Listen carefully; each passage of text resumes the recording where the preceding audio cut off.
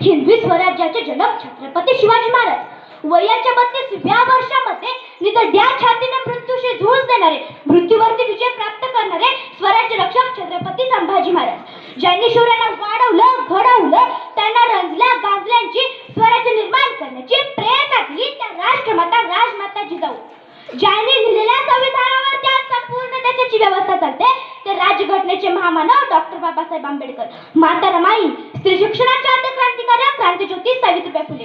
आदरणीय व्यासपीठ, श्रोते, वक्ते व परीक्षक, मी प्रेरणा नितीन गंधुरे, श्रीपतराव भोसले स्कूल धाराशिवची विद्यार्थिनी इयत्ता 6वी. येरमळ्याच्या येडेश्वरीच्या चरणी नतमस्तक होऊन आपल्यासमोर विषय मांडते आपली माणसं आपली माती. मित्रांनो, विचार करण्यासारखा विषय दिला संयोजकांनी. आमची माणसं आमची माती. बरोबर आहे ना? आमचीच माणसं आमचीच माती. आपल्याच माणसांनी आपलीच माती केली आहे. कारण आता उन्हाळा जवळ आलाय, गावोगावात जत्रा भरतील आणि आपल्या या तेरखेडा गावात एका ठिकाणी गौतमी पाटीलचा कार्यक्रम ठेवला आणि एका ठिकाणी शिवलीलाताई पाटील यांचा कार्यक्रम ठेवला तर गर्दी कोठे जमा होईल? दोघीही स्त्रीच आहेत, दोघीही पाटीलच आहेत, पण गौतमी पाटीलच्या कार्यक्रमात गर्दी जास्त जमा होईल. बरोबर आहे ना?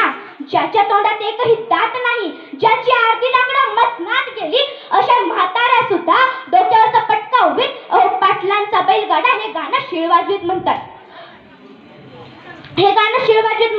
पण शिवलीलाताई पाटील यांच्या कार्यक्रमात एकही आजोबा आपल्या मुलाला मांडीवर घेऊन विठोबा रुक्माई म्हणताना दिसणार नाही. आणि हीच मुलं पुढे जाऊन अशाच नर्तिका नाचवत बसणार. या त्यांची काहीच चूक नाहीये. त्यांना बालसंस्कारच असे भेटलेत. म्हणून म्हणते आपली माणसं आपली माती. झळ लागली उन्हाची पावलांना, झळ लागली उन्हाची पावलांना, दोष देत राहिले मी अदृश्य सावल्यांना, दोष देत राहिले मी अदृश्य सावल्यांना. त्या होत्याच कधी कोठे नव्हत्या, त्या होत्याच कधी कोठे नव्हत्या. आपले मानत राहिले उगाच आपल्याला, आपले मानत राहिले उगाच आपल्याला.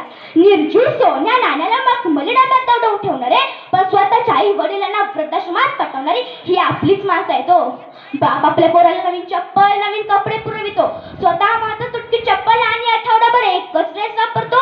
बाप आपल्या पोराला 25,000चा मोबाईल घेऊन देतो, नवीन मोटरसायकल घेऊन देतो, स्वतः मात्र सायकलवर कामाला जातो. नोकरदार असलेला बाप जेव्हा रिटायर होतो ना तेव्हा त्यांचा रिटायरमेंटचा पैसा हडप करून बापाला वृद्धाश्रमात पाठवणाऱ्या औलादी जन्माला आले.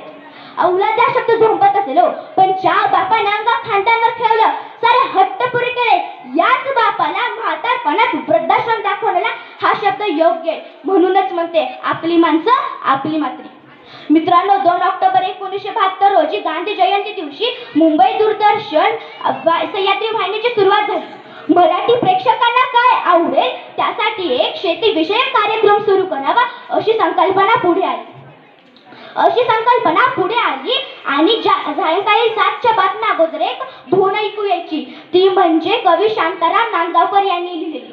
ही काळी आई धनधान्य देई, ही काळी आई धनधान्य देई, जोडते मनाची नाती आमची माती आमची माणसं, जोडते मनाची नाती आमची माती आमची माणसं, आमची माती आमची माणसं. जी शेतात नांगर मारणारी बैलजोडी, तिच्या बरोबर राबणारा शेतकरी राजा आणि गाण्यात असणारं आदिवासी लोकनृत्य आजही जसंच्या तसं डोळ्यासमोर अगदी उभं राहतं. आमची माती आमची माणसं म्हणता म्हणता आमची माणसं आमची माती म्हणावं लागते. कारण शेतातील बाण टोकरण्यावरून काही जणांचे खून झाले. हैदराबाद येथे प्रियंका रेड्डी नामक एका तरुणीवर बलात्कार करून तिला जिवंत जाळलं जातं. काय वाटलं असेल तिच्या आई वडिलांना? मुलगी लहानाची मोठी करायची, तिला डॉक्टर बनवायची आणि अशा गिधाडाने रानडुकरांनी तिच्या लचके तोडायचे. काल परवा एडशी जवळ कारची आणि मोटारसायकलची धडक लागली. मोटारसायकलवरून 2 तरुण जात होते. एकाचा जागीच मृत्यू झाला आणि एक जीवाच्या कांतानं अर्धमेल्यात भंबळ अवस्थेत मदतीची याचना करत होता. कारवाला तर पळून गेला आणि थोड्याच वेळात तिथे ही गर्दी जमा झाली आणि मोबाईल काढून शूटिंग करण्यात व्यस्त झाली. एकाही माणसाने त्याला मदत केली नाही आणि ज्यावेळी मदत केली तोपर्यंत हॉस्पिटलमध्ये जाईपर्यंत त्याचा जीव गेला. म्हणून म्हणते आपली माणसं आपली माणसं. झळला माणसा कधी होशील माणूस, माणसा कधी होशील माणूस, लोभापायी झालास रे माणसाचा कानूस, लोभापायी झालास रे माणसाचा कानूस. याचं उत्तम उदाहरण म्हणजे 14 नोव्हेंबरला कोकिळाबेन हॉस्पिटलमध्ये वयाच्या 75व्या वर्षी सहारा ग्रुपचे सर्व सुब्रत रॉय यांचे निधन झाले. अमाप संपत्ती खणी देण्यासाठी त्यांचे दोन्ही पोरं जे मेसोडेने येत राहतो ते आले नाहीत. मेलेल्या बापाचं शेवटचं दर्शन सुद्धा घेतलं नाही या पोरांनी.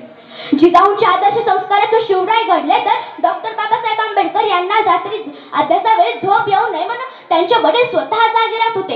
ही उदाहरणे नुसती भाषणात देऊन उपयोग नाही, तर शिस्त, नम्र, प्रामाणिक, बुद्धिमान घडविण्यासाठी ही जबाबदारी फक्त शाळेचीच नाही, तर ती जबाबदारी घरातील प्रत्येक व्यक्तीसह समाजाचीही आहे.